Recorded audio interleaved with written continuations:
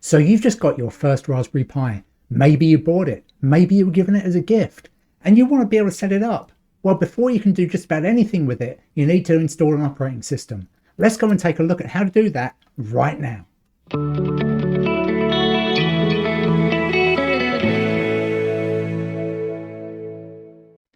Hi, I'm Jeff, and I'm an IT professional with 30 years of experience in the IT industry. And one thing that I love to do is build projects with Raspberry Pis. If you like that as well and you want to know more projects that you can take on, please click the like button to this video, subscribe, and click the notification bell so that you can be made aware whenever I produce a new video. When you're first starting out with a Raspberry Pi, one of the first things that you almost always need to do is install an operating system on it. Without an operating system, it's just a lump of circuitry not doing anything. But before you can do that, you need a few things. First thing is the Raspberry Pi itself. Without that, you're not going to get very far. Second thing, you need a memory card. Now, all the most recent models of Raspberry Pi take a micro SD card for their storage.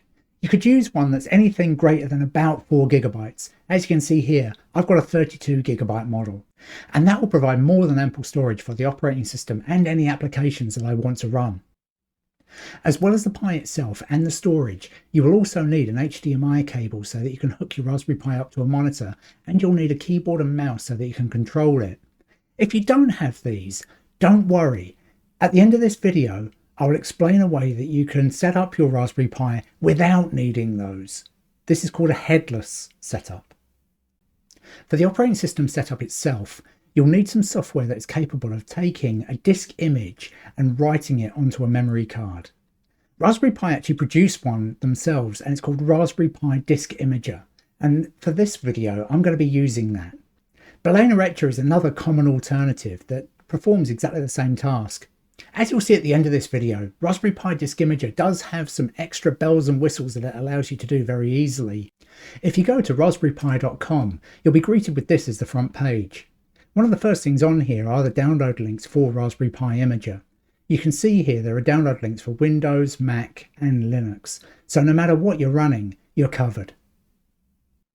Now you can download the actual operating system image straight from within the application, or you can download it manually. If you just scroll down a little further, then you can see the links for manually installing the operating system disk image.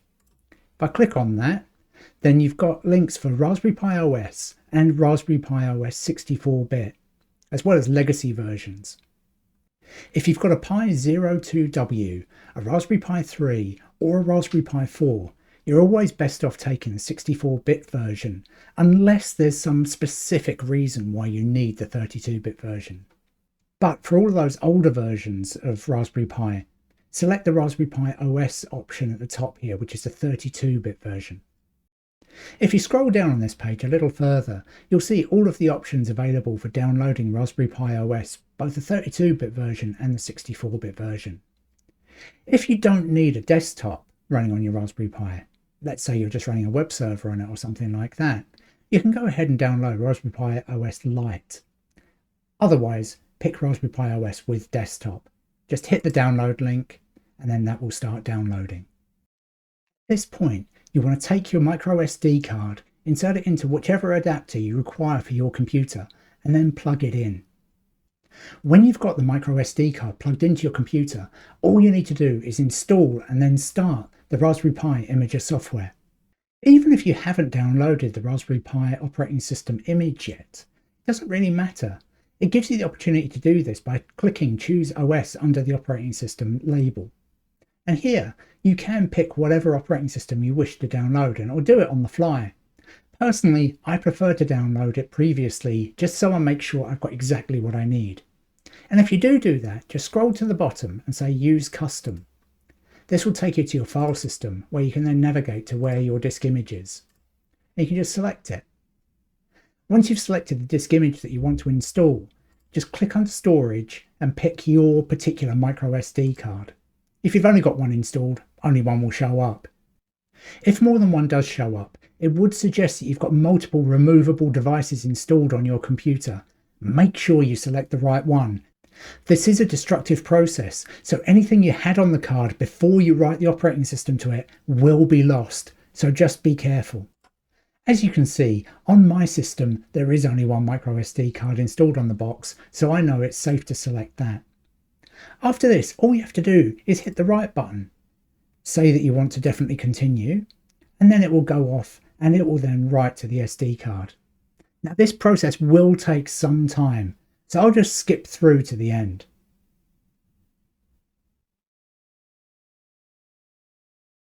And there, we're done. As you can see, everything's all finished successfully.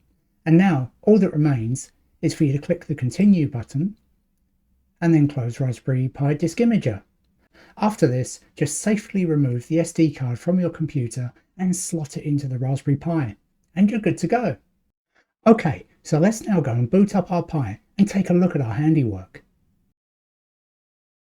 Now in the first few seconds, you won't see very much aside from that multicoloured banner. And that's fine. Let's just wait a few seconds and then let the system boot up.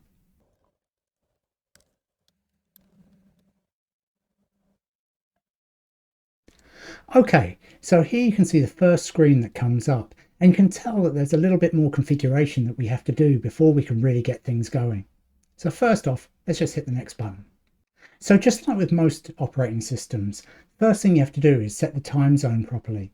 I'm just going to make a slight tweak here to the time zone to make it London. I'm going to say I want to use English language, and then we can move on.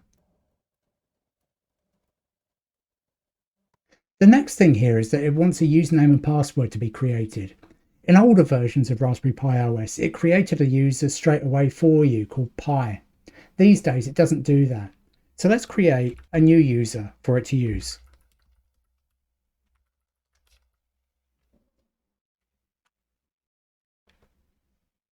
On this screen, it's saying that on some monitors, you could have like a black bar appearing all the way around the picture. If you need to eliminate that, you can just flip that switch. In my case, everything's fine.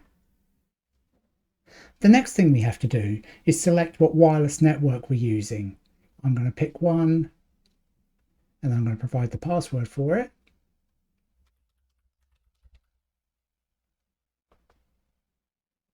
And then it will go ahead and connect.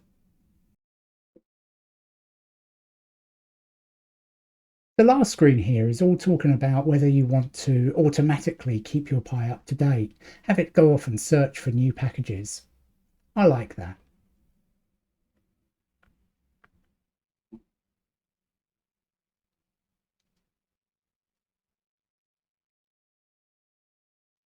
Here you can see it's picked up a new set of updates to apply, and it's going to automatically update those for me. And now you can see that all of our updates are installed and the system is ready.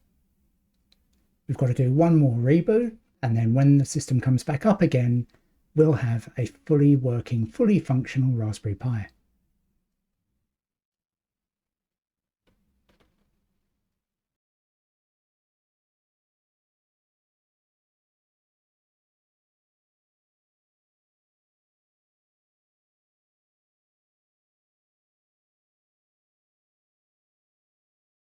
And here we are at the Raspberry Pi OS desktop.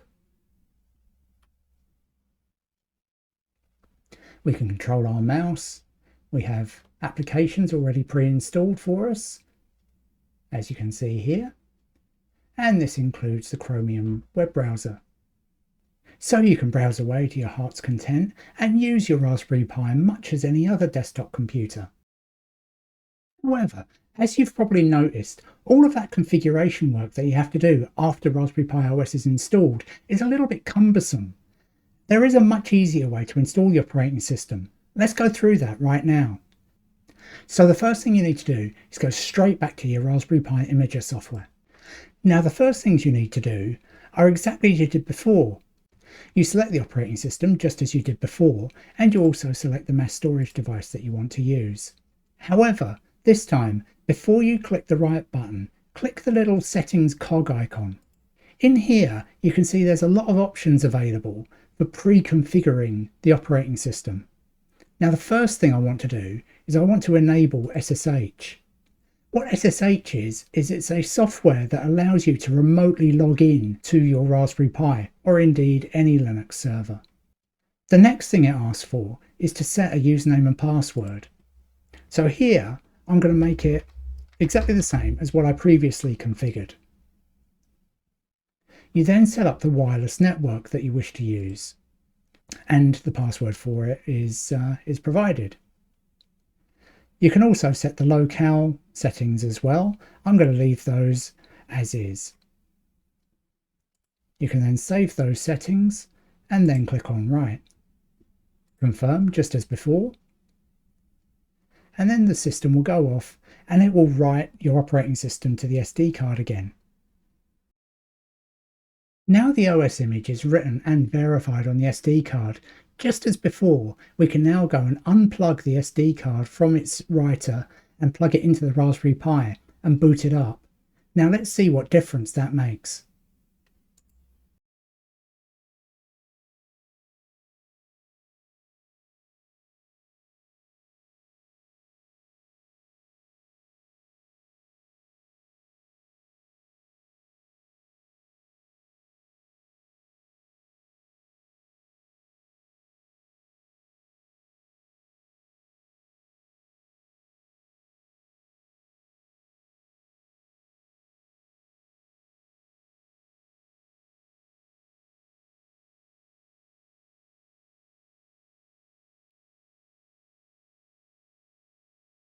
And here you can see that the Pi has now booted, it's connected to the wireless network, and it's ready to go.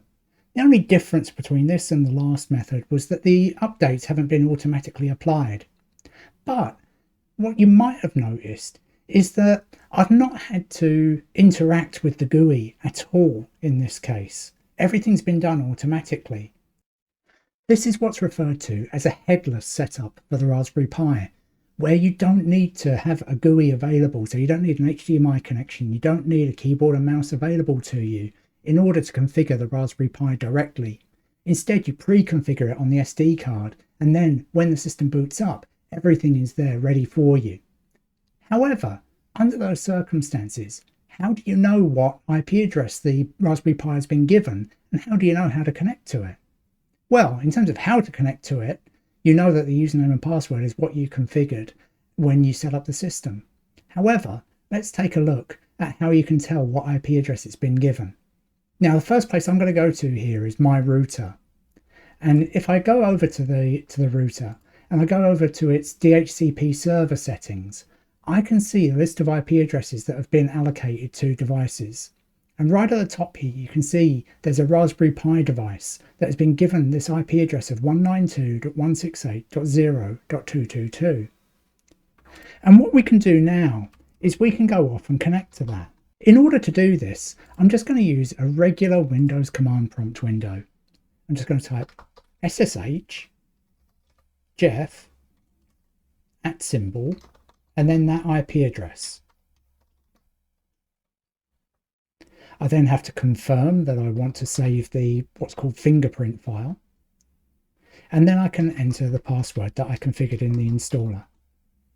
And here you can see that I'm now logged into the Raspberry Pi.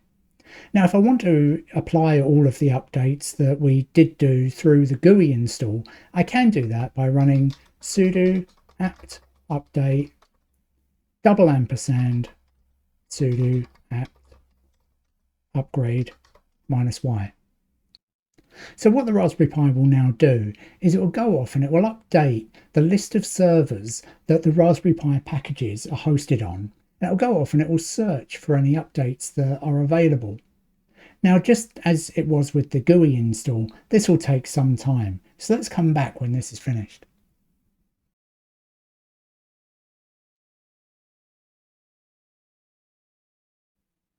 As you can see, all of the updates have now completed, so all that's left to do now is reboot.